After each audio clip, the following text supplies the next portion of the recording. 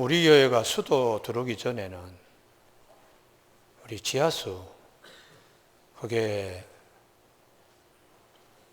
암석에서 나오는 아주 좋은 물입니다. 그게 이제 옥에서 나오는 옥정수인데, 제가 언제 한번 춘천에 교회 집회를 한번 갔습니다. 그때에 춘천에 자랑하는 그 옥광산이 하나 있더라고요. 근데 거기에 갔더니 거기서도 옥정수를 이제 만들어내는데 조그만 페트병 하나에 1,500원씩 받더라고요. 내가 그걸 딱 이렇게 보고 난 다음에 돌아와서 교인들한테 그렇게 얘기했습니다. 여러분들 화장실에서 내리는 모든 물이 다 옥정수입니다.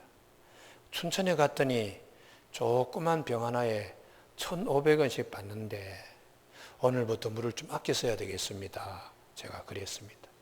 그랬더니 교인들이 고개를 끄덕끄덕 하더라고요. 밖을 보지 못하면 안의 소중함을 볼 수가 없습니다. 밖에 가서 내가 그것을 보고 그것을 들었기 때문에 하나님이 우리에게 주시는 이 물이 얼마나 소중한 것인가. 모르고 그냥 변기 물도 그걸로 내리고, 그다음 청소하는 것도 그걸로 하고, 등등으로 해버리는데, 그게 돈으로 계산하면은 조그만 컵 하나에 1,500원씩 가는 거예요.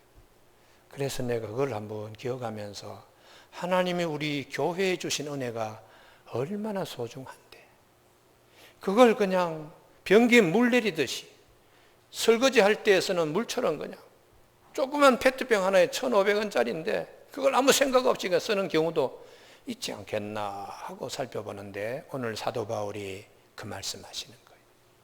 하나님이 교회에 주신 은혜가 얼마나 소중한데, 우리를 하나님께서 하나님의 자녀 삼기 위하여 예수님을 이 땅에 보내시고 십자가상에서 찢기까지 하시면서 그 보혈로 우리의 모든 죄를 씻어버리고 다시 하나님의 백성으로 불러주신 우리끼리 교회 안에서 치고받고, 권투장도 아닌데 서로 싸움하고 그 싸움이 끝나질 않아가지고 밖에 일반 법정에 가서 치고받고, 이게 말이 되는 거냐?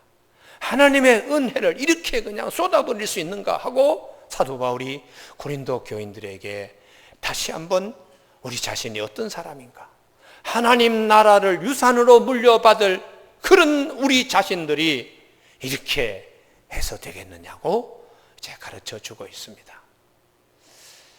송사라는 거, 우리가 재판이라는 거는 사람이 사는 세상에는 언제나 따라다니는 일입니다. 그래서 법이 더 발달하고 그걸 또 가름하기 위해서 세부적인 조항들이 많이 생기면 생길수록 더 싸움판은 커지게 돼요.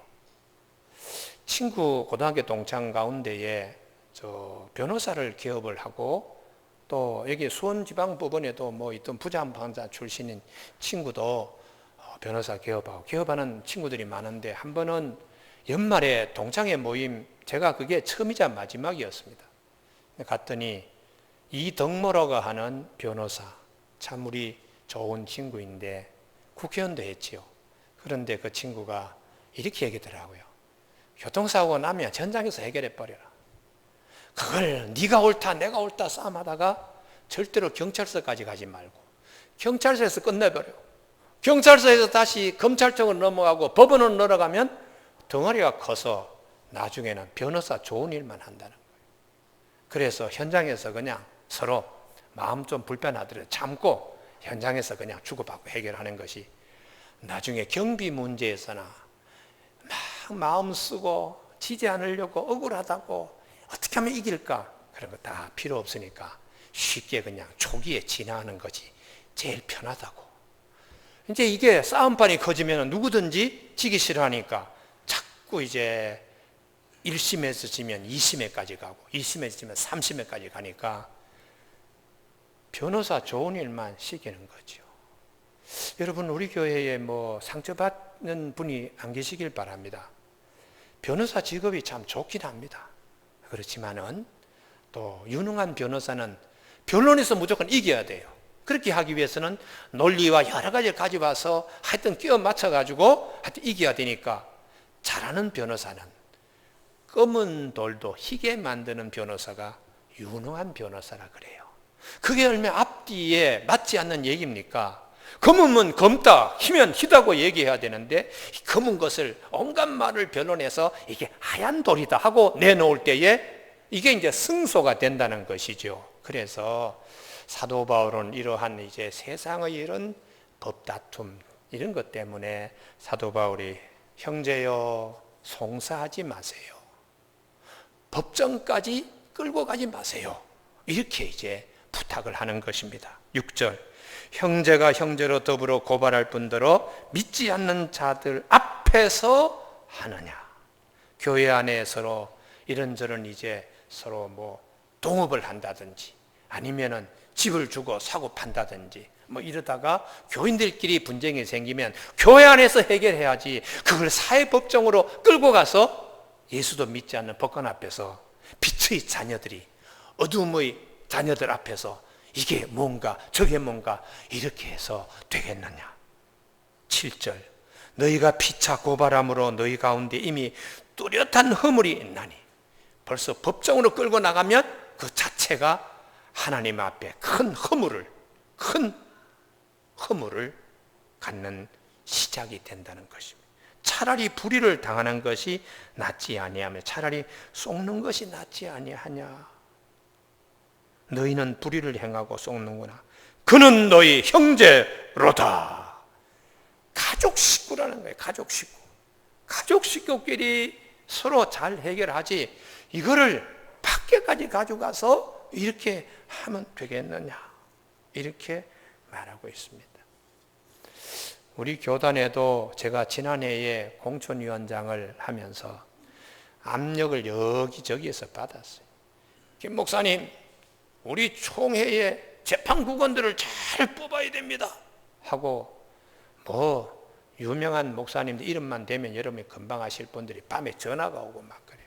내가 그래서 저는 성경대로 합니다. 성경대로 하기 때문에 뭐 이렇게 저렇게 얘기하지 마세요. 저도 기도 많이 하고 저 나름대로 하니까 참견하지 마세요. 조용히 그냥 전화를 끊었습니다. 가만히 보니까 교회 안에서 분쟁을 우리 총회 재판국에 가져오는데 100건이 넘어요. 100건.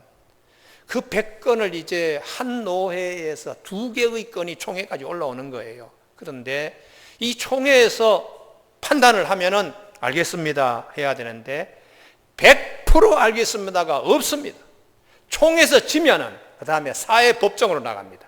서울중앙법원, 그 다음에 고등법원, 대법원까지 그렇게 가서 분쟁을 해결하는데 10년 동안 싸우면 교회 5,000명의 교회가 300명 남습니다.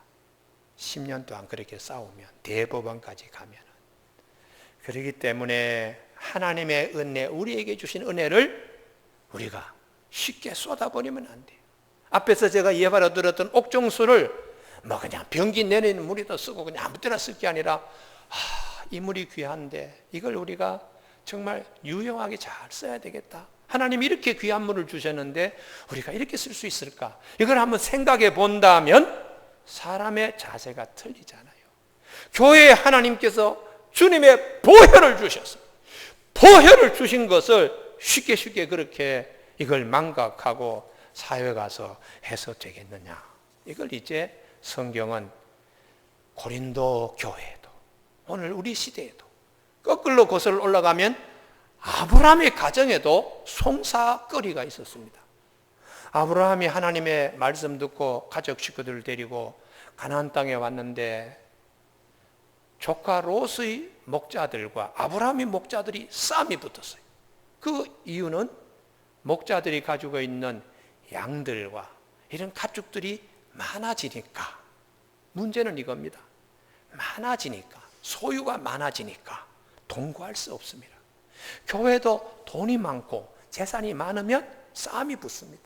그러나 교회가 빚더미에 앉아서 하나님 이번 달에 이자를 제대로 내겠습니까? 아이고 이 한 가정도 떠나면 안 되겠는데요. 그렇게 긴장해 있을 때는 교회의 싸움이 절대로 밖에 가지 않고 전 교인들이 하나가 되어 하나님께 울면서 매달릴 때는 기적의 역사가 일어나요. 할렐루야. 그런데 기도할 일이 별로 없어. 우리 교회는 뭐 연간 예산이 300억이고 그리고 1년에 그냥 300억 다 쓰지 못하고 100억 맞서 200억은 해마다 그냥 뭐 눈등이 굴러가듯이 지금 뭐 투자회사에 뭐 투입한 돈이 1000억이고 이렇게 되면은 반드시 마귀가 거기에 파리떼처럼 덤비게 되어 있습니다. 그래서 교회에 그 작은 다툼과 송사가 있게 마련이죠. 그래서 아브라함의 가정에도 소유가 많아서 동거할 수 없습니다.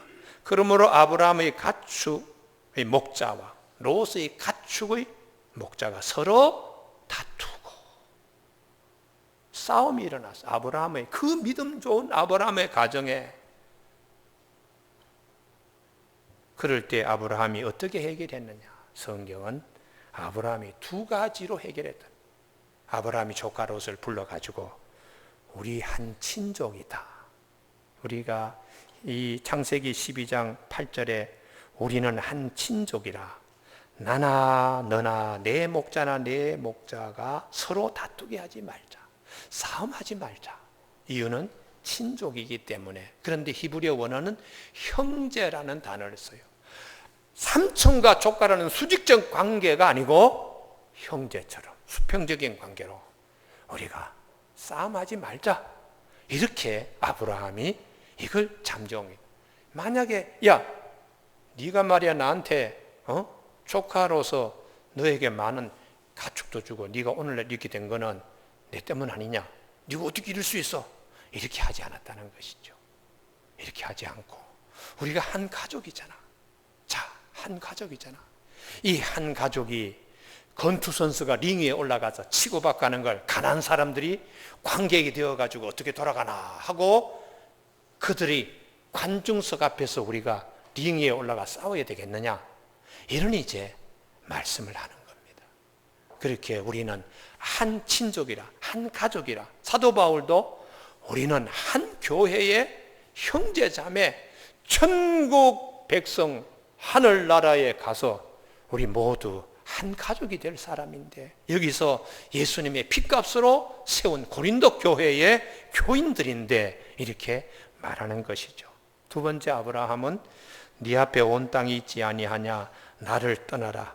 네가 좌하면 나는 우하고 네가 우하면 나 좌하리라. 양보했습니다. 양보. 삼촌이 조카한테 양보했습니다. 너 목초지가 좋은 거 너 가져. 그리고 내가 나머지 같이. 이게 하나님의 방식이라는 거예요. 왜 아브라함이 조카 롯에게 양보했을까? 큰 사람이니까. 큰 자가 작은 자를 섬기고 큰 자가 작은 자를 품기 때문입니다. 우리 러시아의 그 민속 공예품 가운데 인형 있죠, 인형. 큰 인형 속에 인형을 열면 또 작은 인형이 그 속에 있어요. 또 열면 더 작은 인형이 그 속에 있어요. 그 한 번 갔더니 인형 한 것에 7개의 인형이 나오더라고요. 그래서 이분들의 공예가 참 뛰어나구나. 그리고 깨달은 것은 큰 것이 작은 것을 품는다. 품는 자가 큰 자지요. 아브라함이 조카 롯을 품을 수 있는 것은 아브라함이 큰 자이기 때문에 그러합니다. 그래서 하나님의 마음은 어디에 있는가? 이런 아브라함과 같이 마음을 가진 자를 하나님은 늘 들어서 쓰시는 거예요. 우리 살다 보면 기진맥진하고 이런 일을 어떻게 하면 좋을까 할 때 하나님이 반드시 찾아오십니다. 여기 아멘이 있어야 되는데요. 살다가 힘든 일이 있을 때 이거 어떻게 하나 그러면은 하나님이 반드시 찾아옵니다. 아멘이 되셔야 돼요. 아멘이요. 그래서 성경이 야곱을 보라. 야곱이 온갖 머리를 씁니다. 형 에서를 어떻게 만나나 하고 야복강에서 자기의 가축들을 이렇게 띄엄띄엄 선물로 보내고 자기의 식솔들 가족 식구들도 띄엄띄엄 보내고 제일 마지막에 자기가 남았어. 건너갈 자신이 없어. 형 에서를 만나면 맞아 죽을 것 같기도 하고 명분도 서지 않고 장자권을 팥죽 한 그릇으로 그냥 팔아버렸으니까 그걸 가지고 사버렸으니까 그래서 아주 고민할 때 하나님이 가장 어려울 때에 찾아오셨어요. 와서 하나님이 야곱과 씨름을 하자고. 그리고는 씨름을 밤새 하다가 하나님께서 그냥 져주신 거예요. 하나님이 힘이 없어 져주는 게 아닙니다. 큰 분이시기 때문에. 할아버지와 손자가 씨름할 때에 할아버지가 손자에게 하고 넘어져서 네가 이겼다. 이유는 사랑하기 때문에. 할아버지가 손자를 눈 안에 넣어도 아프지 않다고 사랑하기 때문에 그렇게 벌렁 그냥 넘어지는 것이에요. 하나님께서 야곱을 그렇게 씨름해서 네가 이겼다 하고 툭 엉덩이를 쳤는데 다리가 뼈가 위골되었어요. 쩔룩쩔룩 절게 되었어요. 하나님께서 네 이름을 이스라엘, 하나님과 겨루어 씨름해서 이긴 자다 하고 길을 살려줬습니다. 그래서 우리가 항상 어려운 일이 있을 때에 하나님의 임재하심의 기회다고 생각하시고 딱 깨어있기를 바랍니다. 할렐루야. 그때 깨어있을 때 하나님이 아주 직접적으로 오시는 것은 말씀을 기억나게 하세요. 말씀을 기억나셔서 그 말씀이 지금 나에게 임하는구나 하고 내가 그냥 감격하면 온몸이 전율에 사로잡히는 겁니다. 할렐루야. 그러면 하나님의 영이 함께 하시고 성령 충만하게 되어서 어려운 일도 능히 감당하고 강을 건너가게 하시는 하나님이십니다. 할렐루야. 그래서 큰 사람이 작은 사람을 품는다 이렇게 말씀을 하고 있는 것이에요. 그래서 형제 고발하려 그러면 차라리 쳐라. 차라리 바보처럼 그냥 양보하고 말아. 오늘 그래서 사도 바울이 이 고린도전서 6장에 보면 6장에 불의한 자 앞에서 고발하거나 혹은 이렇게 하지 말고 차라리 오히려 당하는 것이 낫다. 7절 한번 보시겠습니다. 다 같이 합독하실까요? 시작. 너희가 피차 고발함으로 너희 가운데 이미 뚜렷한 허물이 있나니 차라리 불의를 당하는 것이 낫지 아니하며 차라리 속는 것이 낫지 아니하냐. 이 차라리 두 번 하는 것은 참 용납하기 어려워요. 아이고 그냥 내가 맞았는데 어떻게 참아? 내가 빼앗겼는데 어떻게 내가 이걸 참을 수 있어? 이렇게 우리 속에는 끓어오름이 있습니다. 끓어오름. 그럴 때 하나님은 끓어오르는 것을 말씀으로 누르는 거예요. 져라, 참으라. 그렇게 말씀에 굴복하면 선하신 하나님이 나에게 그러셨다면 나중에 시간이 지나면 반드시 하나님이 만드신 선한 열매로 대신 하나님이 보상해 주세요. 할렐루야. 그렇기 때문에 그걸 우리가 믿는 자들이 천국 백성이라는 거예요. 천국 백성은요. 교우 여러분, 살면서 도저히 내가 그냥 이건 도저히 말이 안 된다 이럴 경우에도 말씀이 와서 나를 사로잡아요. 그래서 내가 알겠습니다. 아브라함도 그랬으니까, 고린도 교회 그런 문제에서 사도 바울도 그랬으니까, 그리고 내가 아멘 하고 수그러들어요. 한 속에서 막 끓어오르던 것이 이게 사라지면서 주님이 대신 위로하심이 있습니다. 그리고 지나면 나중에 시간 지나서 보면 5년이나 10년 지나서 보면 하나님께서 주신 은혜가 있는 거예요. 할렐루야. 그걸 이제 간증하게 하시는 하나님이세요. 오늘 우리 3부 예배 참석한 교우들 가운데 하나님 나는 도저히 이걸 참을 수가 없어요. 나는 이거 도저히 견딜 수가 없어요. 그럴 때 하나님께서 참으라, 져라. 그러면 알겠습니다. 하나님이 오늘 나에게 주신 말씀을 알겠습니다 하고 여러분 말씀으로 아멘 하고 받으시면 나중에 몇 년 지나서 선하신 하나님이 어떻게 보상하시는가 그걸 간증하게 하시는 하나님이십니다. 할렐루야. 그래서 우리는 하나님이 살아계신다는 거예요. 하나님의 법이 나를 어떻게 인도하시나 그걸 이제 얘기하는 것입니다. 우리가 사도 바울이 로마서 12장 1절에 형제들아 내가 하나님의 모든 자비하심 너희를 구원하는 너희 몸을 하나님이 기뻐하시는 거룩한 산 제물로 드리라. 이는 너희가 드릴 참 영적 예배다. 그리고 하시는 말씀이 너희는 이 세대를 본받지 말고 세상적인 방식으로 살지 말라. 세상적인 방식으로 살지 말라. 마음을 변화를 받아서 마음을 새롭게 함으로 변화를 받아서 하나님의 선하시고 기뻐하시고 온전한 뜻이 무엇인가 분별하며 살도록 하라. 그러니 나는 도저히 용납이 안 돼요. 그러나 하나님이 이렇게 해야지 기뻐하시지 않나. 이제 그런 식으로 자꾸 생활 패턴과 방식과 내 싸움꾼, 내 싸움하려고 하는 지기 싫어하는 기질을 하나님의 기질로 바뀌어가도록 노력하라, 이렇게 말씀하고 있습니다. 그러면은 왜 고린도 교회는 송사 문제로 사도 바울이 이렇게 성경책에 길게 말씀하시는가? 헬라 사회는 재판한다. 그러면 사람들이 벌떼처럼 모여요. 그게 이제 에클레시아라는 뜻입니다. 법이 발달되고 사람들이 모여가지고 백성들이 그냥 뭘 옳다 그렇다 판단할 때에 집에 계시지 마시고 자, 이런 문제로 다 나오세요. 에크라는 것이 밖으로 난 뜻이야. 레시아 할 때는 듣고, 소리칠 때 듣고 나오세요.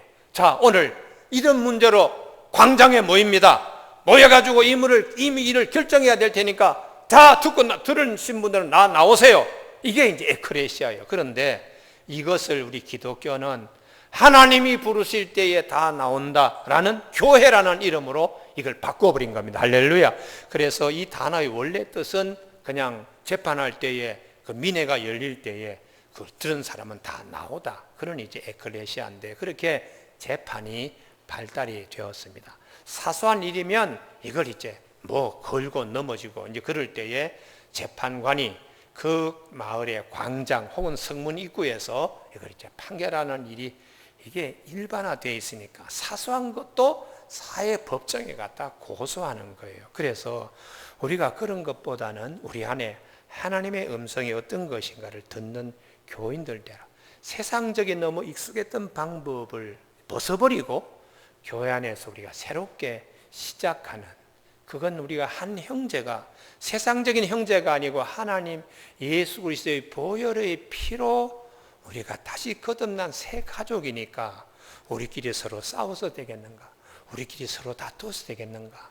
그리고 그 다툼이 끝나질 않아가지고 세상 법정에 가서 이렇게 해달라 저렇게 해달라 해서 되겠느냐 하는 것이죠. 그래서 송사하지 않도록 하라. 그리고 두 번째는 하나님이 뭘 기뻐하시는가 생각하라. 차라리 지거나 차라리 속는 것이 낫지 않겠는가. 이게 우리 안에 있는 죄성을 죽이는 일입니다. 내 안에 있는 육체의 소욕을 하나님이 싫어하는 것을 내가 벗어버리는 것입니다. 그런데 이제 재판에 지지 않으려고 그러면 온갖 이제 방법들을 다 동원하잖아요. 그래서 이런 온갖 방법을 다 동원하는 것을 하나님이 보시기에 기뻐하지 않는 것이라는 거지요. 나중에 보면은 아브라함과 조카 거기에 다툼에서 아브라함이 양보했어요.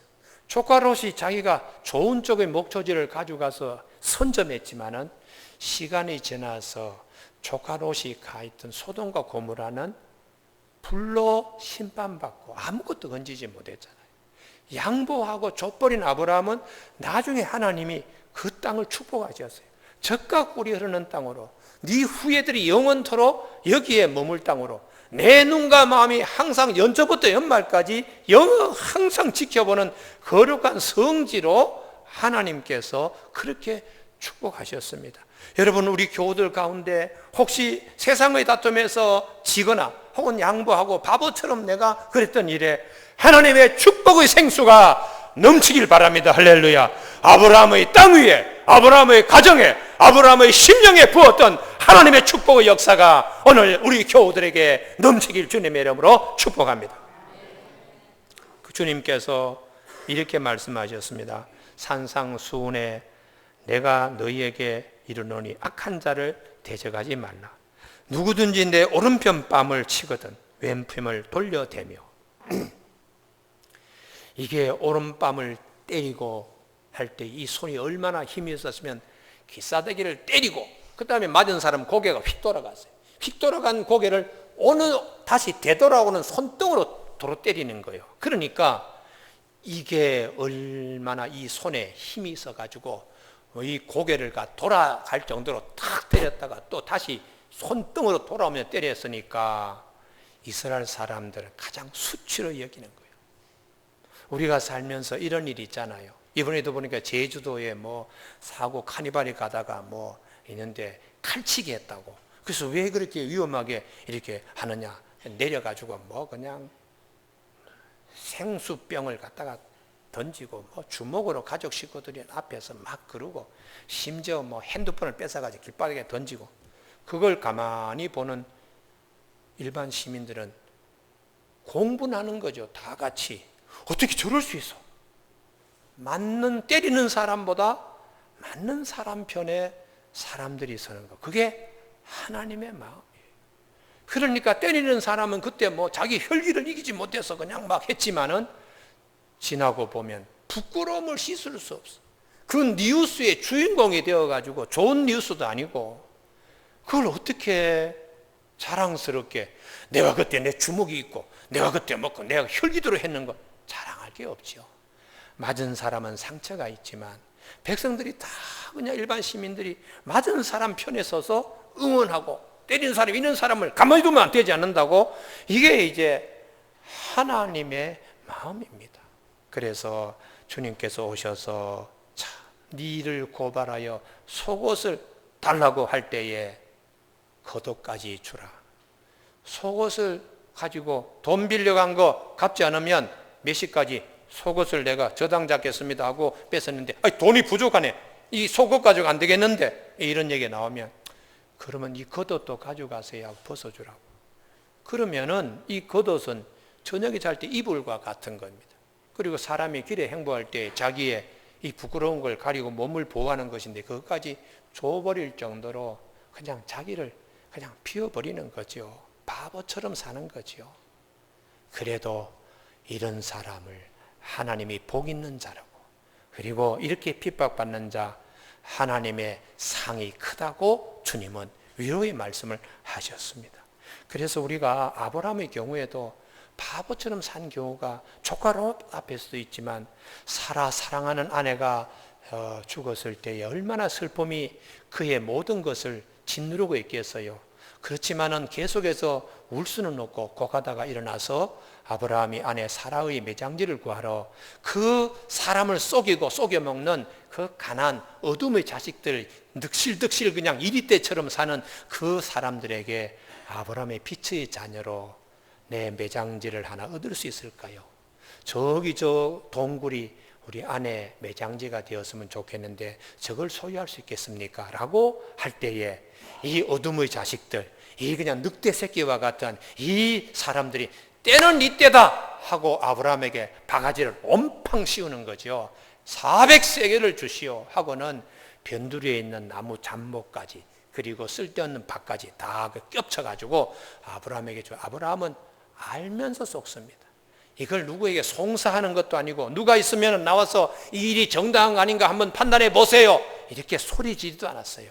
알겠습니다 하고 바가지를 썼지만은 훗날에 시간 지나서 400세겔을 양손으로 웅쳐잡은 에글론은 성경에 기록되지 않고 영원히 먼지와 티끌처럼 사라져 버렸지만 아브라함이 넓은 마음으로 400세겔을 지불한 아브라함이 산 그 땅은 훗날에 유다 왕 다윗이 왕성으로 그리고 그 헤브론 도성에 되어서 12개 지파를 통일해 나가는 든든한 수도로 그리고 12개 지파를 다 통일하고 예루살렘으로 옮겨가기 전까지 7년 6개월 동안의 왕도로서 하나님이 사용하셨다는 거예요. 그러니까 오늘은 바보처럼 살지만 오늘은 참 억울하지만 하나님은 약한 자, 손해본 자, 억울한 자 이런 자의 편에 서서 하나님은 훗날에 능히 다른 사람이 따라오지 못할 정도의 높은 곳에 세우시는 하나님이십니다. 할렐루야. 그 하나님이 우리의 하나님이라는 것이죠. 그래서 가능하면은 그냥 싸움이 있을 때에 교회 안에서 해결하고 교회 안에서 이 문제를 사회법정으로 가지고 가지 말라. 그 믿지 않는 사람들에게 이것을 판단해달라고 해서 되겠느냐 그렇게 말씀하시면서 오늘 여기 보면 2절에 성도는 세상을 판단할 것을 너희가 알지 못하니 하나님의 법으로 세상을 보는 사람들인데 거꾸로 세상의 사람들 앞에 가서 우리를 좀 봐주세요 이렇게 해서 말이 되겠느냐 하는 것이죠. 그리고 3절에 우리가 천사를 판단할 것을 너희가 알지 못한 이 부분은 굉장히 잘 주목하셔야 되는데 앞으로 하나님이 심판하실 때에 하늘에서 제 역할을 하지 못하고 나쁜 짓을 한 하늘나라의 군대, 하늘나라의 천사를 하나님이 심판할 때가 있어요. 그때의 성도들이 그 심판하는 자리에 같이 참여해서 하나님이 심판할 때 같이 우리가 보게 된다는 것이에요. 그래서 이사야 24장 21절에 그날에 여호와께서 높은 데서 높은 군대를 벌하시며, 하나님이 이 직무유기 잘못된 타락한 천사들을 징벌하실 때 성도들도 그 자리에서 이렇게 할 그런 지위에 있는 자들이 오늘 사회의 불의한 법정에 가서 판단해 주시오 해서 되겠느냐. 베드로후서 2장 4절에 하나님이 범죄한 천사들을 용서하지 아니하시고, 범죄한 천사들을 성도들이 그때 하나님이 벌을 내리실 때 같이 참여하게 되고, 그 다음에 유다서 1장 6절에 자기 지위를 지키지 아니하고 자기 처소를 떠난 천사들을 큰 날의 심판 때 하나님이 심판하신다. 천사들, 타락한 천사들, 하나님께서 말씀하시는 자리에서 이탈한 천사들을 하나님이 심판하실 때 성도들도 함께 참여하여 그 심판에 하나님의 배심원이 되어서, 하나님의 가족이 되어서, 하나님 나라의 권속이 되어서 같이 천사를 이렇게 할 사람들인데, 그런 앞으로의 그렇게 우리에게 하나님이 주실 큰 축복을 앞에 두고 이거 교회 안의 문제를 밖에 가가지고 좀 판결해 주시오 이렇게 하는 것은 바람직하지 않다, 이렇게 말씀하면서 꼭 송사 문제는 교회 안에 지혜자를 세워서 판단하라고 그렇게 말합니다. 지혜자 5절입니다. 내가 너희를 부끄럽게 하려 하여 이 말을 하노니 너희 가운데 그 형제가 너희를 판단할 만한 지혜 있는 자가 이같이 하나도 없더냐. 아니 바울파요 개발파요 아볼로파라고 판단하고 우쭐우쭐 거릴 때는 언제고, 이런 문제 하나 이렇게 하면 저렇게 하면 좋겠습니다라고 얘기할 사람은 한 사람도 없이 서로 그냥 싸움판에 같이 이전투 그냥 해서 세상 법정에 가서 이것을 끝내려고 하느냐, 이렇게 말씀. 그러지 말고 교회 안에도 지혜자가 있는데 그 참 지혜자는 성령님이십니다. 할렐루야. 그래서 우리 마음에 물어보면 알아요. 우리 마음에 물어보면 성령님께서 이렇게 해라 저렇게 해라 하는 것입니다. 이것을 듣지 않고 이제 오기로 육체적인 소욕에 따라서 내가 이제 같이 끼어묻어서 이제 따라가면은 이제 모든 걸 다 잃어버리죠. 하나님께서 우리에게 주신 은혜, 그 보혈의 그 피, 그 은혜를 옥정수를 변기에 쏟아버리고 그냥 내려버리듯이 우리가 그렇게 하면 안 된다. 그래서 하나님 나라를 우리가 유산으로 물려받을 자들인데 이런 사람은 유산으로 못 물려받는다. 여기에 9절 하반절, 음행하는 자와 우상 숭배하는 자, 간음하는 자, 탐색하는 자, 남색하는 자, 동성애하는 자, 동성애입니다. 도적, 탐욕, 술 취하는 자, 모욕, 속여 빼앗는 자들 하나님 나라 유업으로 받지 못한다고 말씀하고 있어요. 우리가 어떤 일이 있을 때에 하나님이 나를 하나님의 자녀 삼기 위하여 주님이 십자가에 피를 흘리셨는데, 그래서 내가 하나님의 자녀가 되었는데 아직도 옛사람으로 내 안에 육체의 소욕으로 내가 이걸 그냥 해결해서 이겨야지 하고는 사회법정으로 나가는 일이 교회 안에서 없도록 하라고 권면하시고 있습니다. 여러분, 내 안에서 이런 다툼이 있을 때도 성령님의 음성에 기울이는 저와 여러분이 되시길 주님의 이름으로 축복합니다. 기도하시겠습니다.